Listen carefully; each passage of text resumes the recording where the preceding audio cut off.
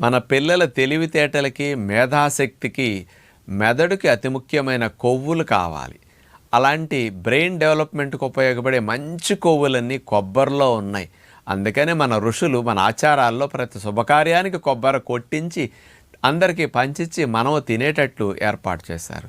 అలాంటి కొబ్బరి వాడకం రోజు రోజుకి తగ్గిపోతుంది. కొబ్బరి బాగా తినే కేరళ వారు ఇండియాలో అందరికంటే ఎక్కువ తెలివితేటలు ఉన్న రాష్ట్రంగా మరి అగ్రస్థానంలో ఉన్నారు. కొబ్బరికి అంత లాభం ఉంది. కాబట్టి ప్రతిరోజు మీ పిల్లల తెలివితేటలకి జ్ఞాపకశక్తి పెరగటానికి కొబ్బరి అంత తురిమేసేసి అందులో కాస్త ఎండు ఖర్జూరం పొడి కలిపేసేసేయండి.